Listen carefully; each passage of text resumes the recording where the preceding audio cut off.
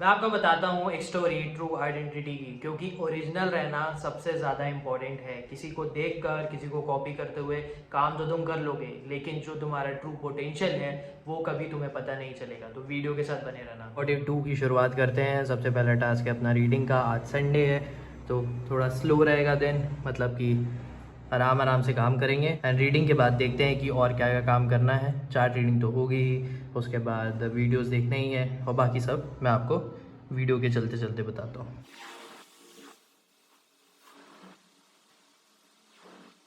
परमहंस योगानंदा को sleepless Saint से बात समझ में आती है कि जो गॉड है वो तुम्हें ही मिलेगा, एंड ऐसा मोनोपोली नहीं है कि हिमालयाज में ही गॉड मिलेंगे। उसके बाद पे परमहंस योगानंदा को रियलाइजेशन होता है एंड वो थोड़ा सा शॉक रहते हैं। उसके बाद जो स्लीपलेस सेंट है वो उन्हें बैठाते हैं, खाना खिलवाते हैं एंड उन्हें सोने के लिए जगह भी देते हैं। फिर वो मेडिटेशन भी करते हैं एंड वो बहुत सोचते रहते हैं इस बारे में। उसके बाद फिर स्लीपलेस सेंट्स उनके साथ और भी कुछ कुछ बातें करते हैं एंड जब सोने का टाइम होता है ना, तब परमहंस योगानंदा को नींद नहीं आती है। वो बहुत ज़्यादा स्टार चमकते रहते हैं ये सब। तब स्लीपलेस सेंट बोलते हैं कि स्पिरिचुअल रियलाइजेशन बहुत कम लोगों को होता है। उसके बाद फिर स्लीपलेस सेंट बोलते हैं कि कल तुम चले जाना करके। परमहंस योगानंदा वापस चले जाते हैं। फिर वो जाते हैं श्री युक्तेश्वर गिरी के पास एंड परमहंस योगानंदा को लगता है कि श्री युक्तेश्वर गिरी उनसे गुस्सा होंगे, बात नहीं करेंगे। बट श्री युक्तेश्वर गिरी ऐसा नहीं करते हैं। वो काम करते रहते हैं, वो बात करते रहते हैं, वो शांत रहते हैं। एंड उसके बाद परमहंस योगानंदा उनसे पूछते हैं कि मुझे लगा था कि आप गुस्सा रहेंगे, बट श्री युक्तेश्वर गिरी का कहना था कि नहीं, ऐसा करते हैं लोग। एंड उसके बाद फिर परमहंस योगानंदा अपने रूम में जाकर मेडिटेशन करने का ट्राई करते हैं एंड श्री युक्तेश्वर गिरी जो है उन्हें 1 2 3 बार बुलाते हैं। एंड परमहंस योगानंदा जो है वो सोचते हैं कि नहीं, मैं मेडिटेशन कर रहा हूँ, नहीं जाता। उन्हें पता है मेडिटेशन कर रहा हूँ, बट जब वो एक और बार चलाते हैं तब वो जाते हैं। एंड श्री युक्तेश्वर गिरी बोलते हैं कि तुम मेडिटेशन अच्छे से नहीं कर रहे हो, आओ मैं तुम्हें समझाता हूँ चीज़ें। उसके बाद फिर श्री युक्तेश्वर गिरी उन्हें बहुत सारी चीज़ें समझाते हैं, गॉड से रिलेटेड, योगा से रिलेटेड और स्पिरिचुअलिटी से रिलेटेड। भी यही बोलते हैं कि हिमालयाज में ही सिर्फ गॉड नहीं मिलते हैं, वो तुम्हारे ऊपर है। और श्री युक्तेश्वर गिरी का यही कहना रहता है कि सेल्फ रियलाइजेशन जब किसी को हो जाता है ना, तो वो सबसे बड़ी चीज़ है इस दुनिया में, मतलब कि अर्थ में जब तक तुम हो। उसके बाद फिर परमहंस योगानंदा सीखते रहते हैं एंड वो एक पोयम भी लिखते हैं। जब पोयम लिख लेते हैं परमहंस योगानंदा, उसके बाद ना फिर एक और बार क्वेश्चन करते हैं श्री युक्तेश्वर गिरी से कि मुझे गॉड कब मिलेंगे। तो श्री युक्तेश्वर गिरी का इसमें आंसर रहता है कि तुम्हें मिल चुके हैं।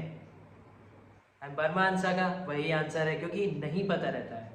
एंड जो हमारे एक्सपर्ट्स हैं, जो गुरु हैं, उन्हें पता रहता है कि तुम क्या कर रहे हो, कैसे कर रहे हो। एंड परमहंस योगानंदा का यही कहना था कि नहीं, मुझे नहीं मिले हैं। उसके बाद की स्टोरी अब मैं पढ़ूंगा तब मैं बताता हूँ। एंड फिलहाल के लिए अभी मैं चार्ट एनालिसिस करता हूँ, चार्ट रीडिंग करता हूँ, देखता हूँ कुछ कुछ स्टॉक, या फिर मैं जो मंडे को ट्रेड कर सकता हूँ या फिर आगे कर सकता हूँ। देखते हैं कि मार्केट सेंटिमेंट मंडे को कैसा रहता है बिकॉज ऑफ वॉर जो इसराइल और पैलेस्टीन में चल रहा है, मतलब गाजा से जो भी है। देखते हैं क्या होता है। फिलहाल अपन अपना काम तो करें।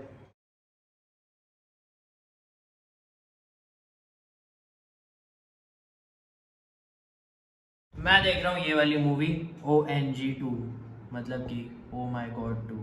इस मूवी का जो मेन मुद्दा है वो है सेक्स एजुकेशन पे। काफ़ी अच्छी मूवी है, प्लीज़ वॉच इट। काफ़ी ज़्यादा अच्छी लगी मेरे को। और महाकाल के दर्शन कर लेना। मूवी काफ़ी ज़्यादा अच्छी है। शिव भगवान अपने गण को भेजते हैं क्योंकि शिव भगवान का जो भक्त रहता है वो परेशानी में रहता है। तो प्लीज़ वॉच, अगर आप देख लियो तो आई होप आपको अच्छी लगी होगी। एंड कमेंट करके ज़रूर बताना। अगर आपने नहीं देखी है तो आप देखो ज़रूर, फ्लिक्स में आ चुकी है, सेक्स एजुकेशन पे है और इम्पोर्टेंट टॉपिक तो है ही आजकल का एंड आगे वाले टाइम के लिए भी। अभी देखते हैं क्या करना है, नहीं तो फिर मैं आराम करूँगा। फिर शाम को वर्कआउट करेंगे क्योंकि आज है बाइसेप्स का एक्सरसाइज। 5:30 हो गए, स्टार्ट करते हैं हम अपने वॉक के साथ। अरे बहुत ज़्यादा ही धूप है, दोपहर को तो और ज़्यादा ही थी। कभी बारिश, कभी ज़्यादा धूप, एंड हम स्टार्ट करते हैं हमारा आधे घंटे का वॉक एंड फिर करेंगे बाइसेप्स। अभी वॉक करते टाइम सुनेंगे ऑडियो बुक, देखते हैं कौन सी सुनना है, फिर मैं आपको बताता हूँ कि क्या सुना है मैंने, क्या समझा है मैंने।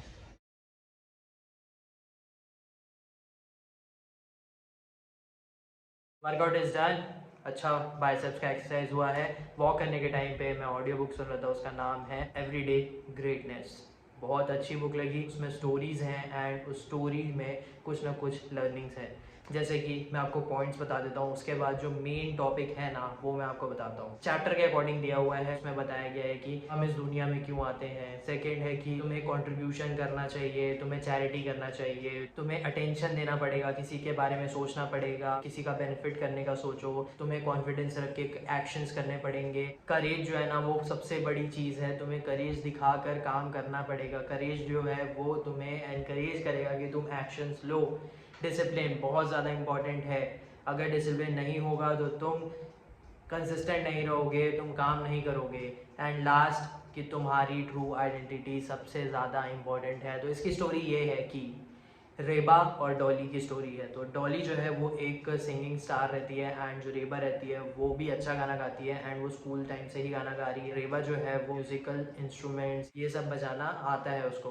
अब जो रेबा है वो डॉली की बहुत बड़ी फ़ैन है। एक शो रहता है जिसमें रेबा को डॉली के 2-3 गाने गाने रहते हैं, बट वो सिर्फ एक ही गाना गा पाती है क्योंकि जो डॉली है वो आ जाती है। बट फिर भी रेबा जो है वो खुश रहती है क्योंकि चांस मिलता है उसे डॉली का गाना गाने के लिए। अब जो रेबा है ना वो कॉपी करते रहती है डॉली को कि उसके टाइप के कॉस्ट्यूम पहनना, वैसा गाना गाना, वैसे इंस्ट्रूमेंट्स बजाना, जैसे वो करते रहती है वैसे ही करती है रेबा। अब जो रेबा है उसके बाद उसको रियलाइज़ होता है कि मैं कब तक इसको कॉपी करते रहूँगी, क्योंकि कॉपी करने से मेरी ट्रू आइडेंटिटी नहीं पता चलेगी, मेरा जो पोटेंशियल है वो पता नहीं चलेगा। उसके बाद जब वो डिसीजन लेती है कि मैं अपनी ट्रू आइडेंटिटी शो करूँगी, मैं दुनिया को दिखाना चाहती हूँ मेरा पोटेंशियल क्या है, क्योंकि वो सबसे ज़्यादा इम्पॉर्टेंट है ट्रू आइडेंटिटी। पर फिर भी जब वो करेज के साथ एक्शंस लेती है ना तब भी वो कुछ ना कुछ जगह पे डॉली को कॉपी करते रहती है। बट फिर भी बिकॉज ऑफ द डिसिप्लिन रेबा जो है वो अपने आप को चेंज करते रहती है कि मैं कॉपी ना करूं डॉली की। उसके बाद धीरे धीरे रेबा की खुद की आइडेंटिटी बनती है। तो यही चीज़ है, हर फील्ड की बात है ये कि किसी को भी कॉपी नहीं करना चाहिए। ठीक है कॉपी कर लोगे, समझ लोगे, उसके बाद तुम अपने काम में भी कुछ ना कुछ उसको ढाल लोगे, बट कब तक करोगे? जब तक तुम अपना ओरिजिनल वर्क नहीं करोगे, जब तक तुम अपने तरीके से प्रॉब्लम को सॉल्व नहीं करोगे, जब तक अपने तरीके से आगे नहीं बढ़ोगे, तब तक तुम्हें अपना पोटेंशियल नहीं पता चलेगा। अगर मैं वीडियोस बनाऊंगा किसी को कॉपी करके तो भाई वो तो उसकी आइडेंटिटी को मैं कॉपी कर रहा हूँ। अब मैं कब तक उसको कॉपी करता रहूँगा? मे बी हाँ लोगों को पसंद आएगा कॉपी कर रहा है करके, बट फिर भी मेरी जो ट्रू आइडेंटिटी है वो मुझे भी पता नहीं चलेगी एंड मेरे जो भी व्यूअर है उसको भी शोकेस नहीं कर पाऊँगा। तो मेन इंपॉर्टेंट इज़ कि मुझे अपनी आइडेंटिटी चाहिए। डेफिनेटली रिजल्ट्स मिलेंगे कॉपी करके, बट कब तक मिलेंगे? क्या पता वो जो सामने वाला जिसको मैं कॉपी कर रहा हूँ वो कभी ना कभी गलत कर दे या उससे गलतियाँ होती रहें। ट्रेड्स में अगर मैं ट्रेडिंग कर रहा हूँ और मैं किसी को कॉपी करके ट्रेड्स ले रहा हूँ, अगर उसके गलत हो रहे हैं ट्रेड्स तो मेरे भी गलत होंगे।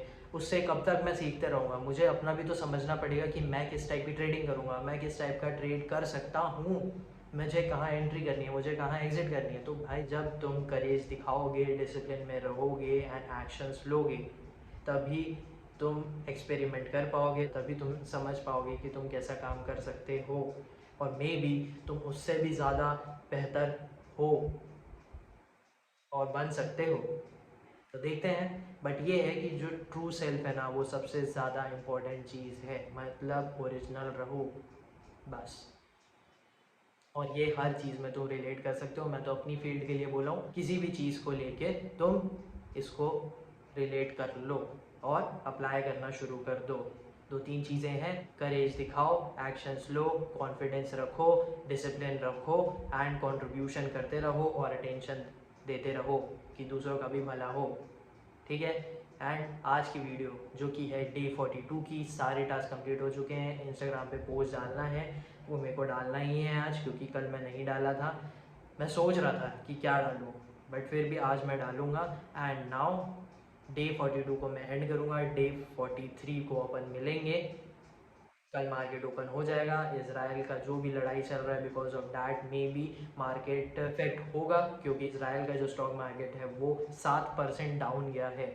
अब देखते हैं कि ग्लोबल मार्केट कैसा रहता है। बाकी आई होप कि आपको वीडियोस जो है वो अच्छी लग रही होंगी। प्लेलिस्ट आपने चेक की होगी जो कि है 60 डेज चैलेंज की, क्योंकि ये ग्रोथ का चैलेंज है। And thank you for watching.